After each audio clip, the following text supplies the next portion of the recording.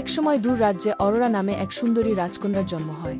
তার বাবা মা, রাজা এবং রানী এত খুশি হয়েছিল যে তারা শিশু রাজকুমারীকে আশীর্বাদ করার জন্য সারা দেশ থেকে পরীদের আমন্ত্রণ জানায়। প্রতিটি পরী অরোরাকে একটি বিশেষ উপহার দিয়েছে, যেমন সৌন্দর্য, করুণা এবং দয়। ম্যালিফিসেন্ট নামে একটি দুষ্ট পরী, যাকে উদযাপনে আমন্ত্রণ জানানো হয়নি, খুব রাগান্বিত ছিল।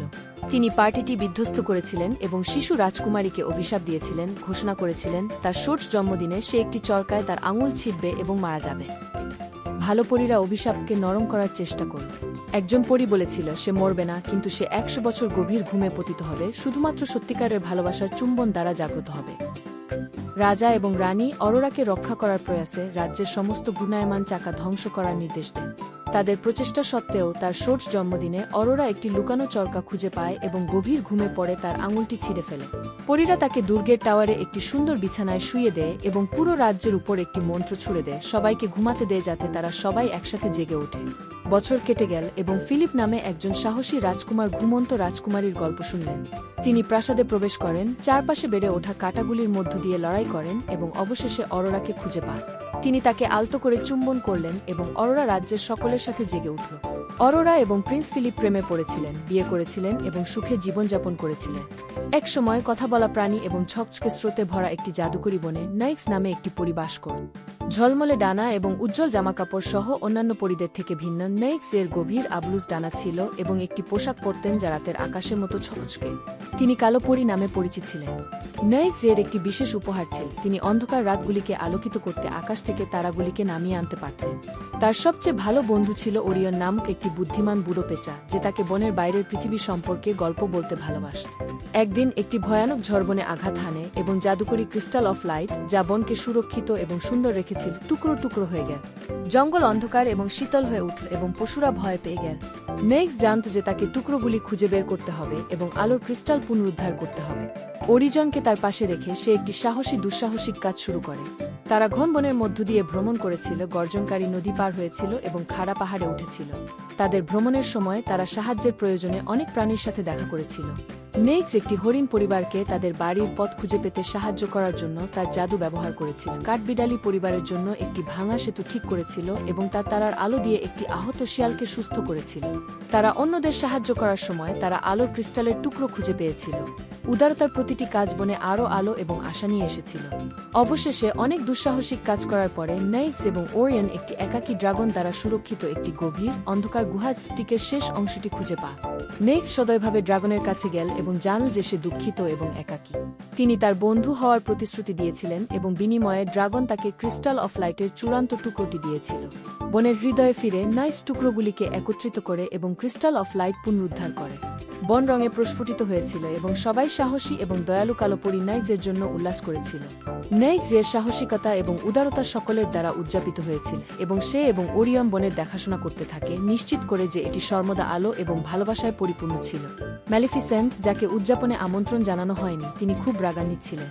তিনি পার্টিটি বিধ্বস্ত করেছিলেন এবং শিশু রাজকুমারীকে অভিশাপ দিয়েছিলেন, ঘোষণা করেছিলেন তার ষষ্ঠ জন্মদিনে সে একটি চরকায় তার আঙুল ছিঁড়বে এবং মারা যাবে। ভালো পরীরা অভিশাপকে নরম করার চেষ্টা করল। একজন পরী বলেছিল সে মরবে না, কিন্তু সে 100 বছর গভীর ঘুমে পতিত হবে, কেবল সত্যিকারের ভালোবাসার চুম্বনে জাগ্রত হবে। রাজা এবং রানী অরোরাকে রক্ষা করার প্রয়াসে রাজ্যের সমস্ত ঘূর্ণায়মান চাকা ধ্বংস করার নির্দেশ দেয়। তাদের প্রচেষ্টা সত্ত্বেও তার ষষ্ঠ জন্মদিনে অরোরা একটি লুকানো চরকা খুঁজে পায় এবং গভীর ঘুমে পড়ে তার আঙুলটি ছিঁড়ে ফেলে। পরীরা তাকে দুর্গের টাওয়ারে একটি সুন্দর বিছানায় শুইয়ে দেয় এবং পুরো রাজ্যের উপর একটি মন্ত্র ছুড়ে দেয়, সবাইকে ঘুমাতে দেয় যাতে তারা সবাই একসাথে জেগে ওঠে। বছর কেটে গেল এবং ফিলিপ নামে একজন সাহসী রাজকুমার ঘুমন্ত রাজকুমারীর গল্প শুনলেন। তিনি প্রাসাদে প্রবেশ করেন, চারপাশে বেড়ে ওঠা কাঁটাগুলির মধ্য দিয়ে লড়াই করেন এবং অবশেষে অরোরাকে খুঁজে পান। তিনি তাকে আলতো করে চুম্বন করলেন এবং অরোরা রাজ্যের সকলের সাথে জেগে উঠল। অরোরা এবং প্রিন্স ফিলিপ প্রেমে পড়েছিলেন, বিয়ে করেছিলেন এবং সুখে জীবনযাপন করেছিলেন। কালো পরী এবং মন্ত্রমুগ্ধ বন।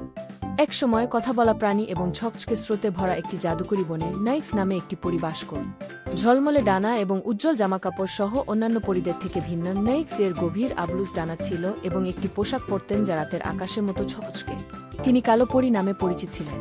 নাইক্স এর একটি বিশেষ উপহার ছিল, তিনি অন্ধকার রাতগুলিকে আলোকিত করতে আকাশ থেকে তারাগুলিকে নামিয়ে আনতে পারতেন। তার সবচেয়ে ভালো বন্ধু ছিল ওরিয়ন নামক একটি বুদ্ধিমান বুড়ো পেঁচা, যে তাকে বনের বাইরের পৃথিবী সম্পর্কে গল্প বলতে ভালোবাসত। একদিন একটি ভয়ানক ঝড় বনে আঘাত হানে এবং জাদুকরি ক্রিস্টাল অফ লাইট, যা বনকে সুরক্ষিত এবং সুন্দর রেখেছিল, টুকরো টুকরো হয়ে গেল। জঙ্গল অন্ধকার এবং শীতল হয়ে উঠল এবং পশুরা ভয় পেয়ে গেল। নেক্স জানত যে তাকে টুকরোগুলি খুঁজে বের করতে হবে এবং আলোর ক্রিস্টাল পুনরুদ্ধার করতে হবে। অরিজনকে তার পাশে রেখে সে একটি সাহসী দুঃসাহসিক কাজ শুরু করে।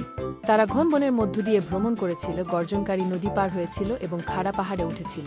তাদের ভ্রমণের সময় তারা সাহায্যের প্রয়োজনে অনেক প্রাণীর সাথে দেখা করেছিল। নেক্স একটি হরিণ পরিবারকে তাদের বাড়ির পথ খুঁজে পেতে সাহায্য করার জন্য তার জাদু ব্যবহার করেছিল। কাঠবিড়ালি পরিবারের জন্য একটি ভাঙা সেতু ঠিক করেছিল এবং তার তারার আলো দিয়ে একটি আহত শিয়ালকে সুস্থ করেছিল। তারা অন্যদের সাহায্য করার সময় তারা আলোর ক্রিস্টালের টুকরো খুঁজে পেয়েছিল। উদারতার প্রতিটি কাজ বনে আরও আলো এবং আশা নিয়ে এসেছিল। অবশেষে অনেক দুঃসাহসিক কাজ করার পরে নেক্স এবং ওরিয়ন একটি একাকী ড্রাগন দ্বারা সুরক্ষিত একটি গভীর অন্ধকার গুহা স্ফটিকের শেষ অংশটি খুঁজে পায়। নেক্স সদয়ভাবে ড্রাগনের কাছে গেল এবং জানল যে সে দুঃখিত এবং একাকী। তিনি তার বন্ধু হওয়ার প্রতিশ্রুতি দিয়েছিলেন এবং বিনিময়ে ড্রাগন তাকে ক্রিস্টাল অফ লাইটের চূড়ান্ত টুকরোটি দিয়েছিল। পার্টিকে বিধ্বস্ত করে এবং শিশু রাজকুমারীকে অভিশাপ দিয়ে ঘোষণা করে তার ষষ্ঠ জন্মদিনে সে একটি চরকায় তার আঙুল ছিঁড়বে এবং মারা যাবে।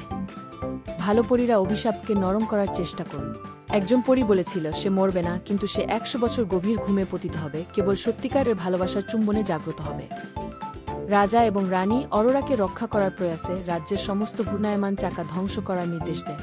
তাদের প্রচেষ্টা সত্ত্বেও তার ষষ্ঠ জন্মদিনে অরোরা একটি লুকানো চরকা খুঁজে পায় এবং গভীর ঘুমে পড়ে তার আঙুলটি ছিঁড়ে ফেলে।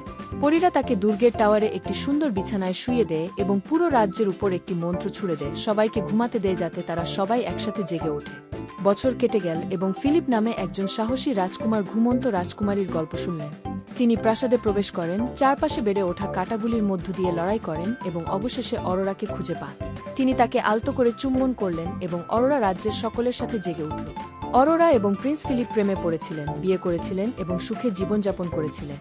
এক সময় কথা বলা প্রাণী এবং ছকছকে স্রোতে ভরা একটি জাদুকরি বনে নাইক্স নামে একটি পরী বাস করত।